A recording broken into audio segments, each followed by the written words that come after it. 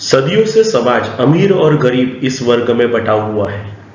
कभी कभी तो ऐसा लगता है कि नेचर भी केवल गरीब वर्ग को ही तकलीफ देता है।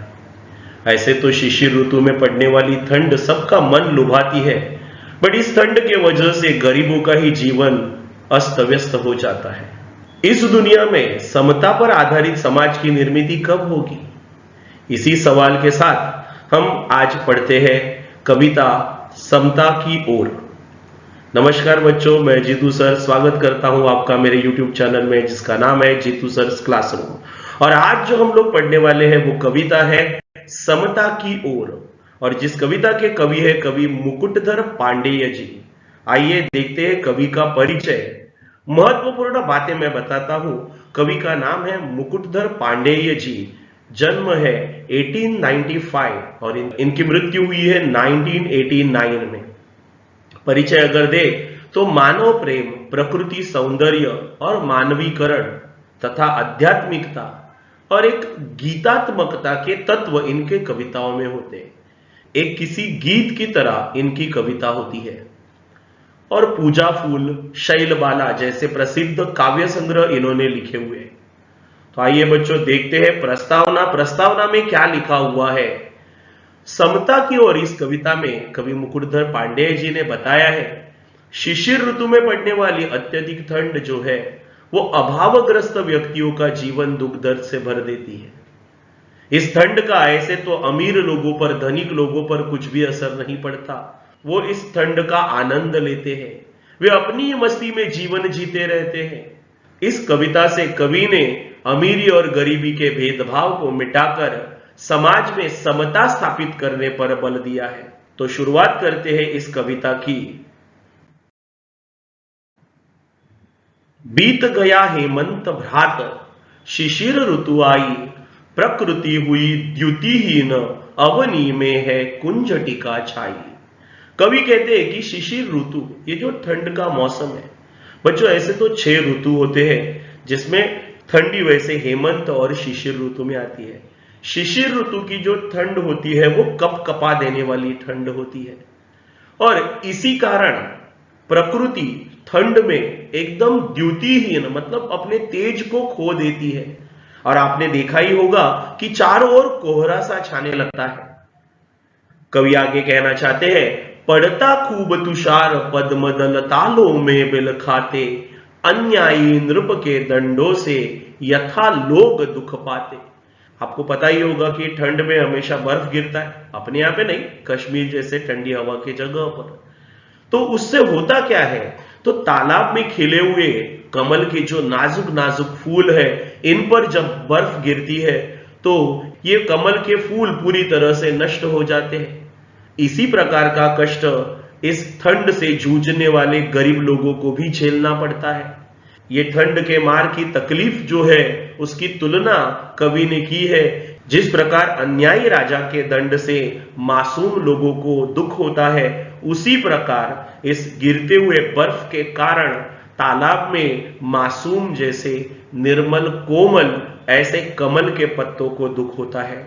आगे बढ़ते हैं, अब देखते हैं तीसरी काव्य पंक्ति।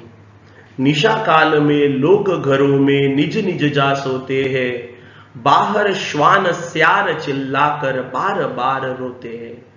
गांव में ऐसे तो लोग घर के बाहर ही सोते हैं, मगर ठंडी के मौसम में इस ठंड से बचने के लिए लोग अपने घरों के अंदर जाकर सो जाते हैं। किंतु गांव के गलियों में भटकने वाले ये जो श्वान मतलब कुत्ते और जंगल में घूमने वाले ये जो जानवर जैसे कि सियार, ये इस ठंड के प्रपात के कारण, इस ठंड के तकलीफ के कारण बार बार चिल्लाते रहते हैं, बार बार रोते रहते हैं। उनका दुख तो कोई बांट ही नहीं सकता, ऐसा यहाँ पर कवि कहना चाहते हैं। अर्धरात्रि को घर से कोई जो आंगन को आता, शून्य गगन मंडल को लख यह मन में है भय पाता। कवि कहना चाहते हैं, आधी रात को अन्य मौसमों में जहां सारा आकाश चांद की चांदनी और तारों से भरा सुंदर और आकर्षक दिखता है, शिशिर ऋतु में उसी आसमान में कोहरा छा जाता है। और ऐसे वक्त में जब कोई व्यक्ति अपने कमरे से निकलकर आंगन में आता है तो उसे आकाश में तारों के जगह, चांद के जगह कोहरा दिखाई देता है। कवि कहता है कि इस शिशिर ऋतु में ऐसा लगता है कि पूरा आसमान रिक्त हो गया है, खाली हो गया है, और इस खाली आसमान को देखकर लोगों के मन में डर सा निर्माण होने लगता है। अब आगे बढ़ते हैं। तारे निपट मलिन चंद ने पंडुवर्ण है पाया, मानो किसी राज्य पर है राष्ट्रीय कष्ट कुछ आया। कवि कहना चाहते हैं कि कोहरे के कारण तारों की चमक थोड़ी धुंधली पड़ जाती है। ऐसे लगता है कि वो तारे जैसे मैले हो गए हैं। चांद भी कोहरे के वजह से पीला पड़ जाता है, धुंधला धुंधला नजर आता है। इस परिवर्तन में कवि को ऐसा लगता है कि जैसे किसी राज्य पर कोई संकट आ गया है और उसी के कारण चारों ओर भय और आतंक का वातावरण बन गया है। आगे बढ़ते।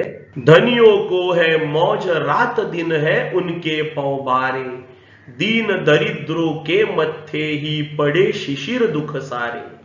मतलब कवि कहना चाहते कि शिशिर ऋतु की कष्टदायी रात जो है, ठंड जो है, इस ठंड का आनंद अमीर लोग लेते हैं क्योंकि धनी लोगों के पास भौतिक सुविधाएं मौजूद होती है और इसीलिए इस शिशिर ऋतु के कपकपाते ठंड में वो ठिठुरते नहीं है। मगर इस शिशिर ऋतु के ठंड का असर तो गरीब वर्ग को झेलना पड़ता है।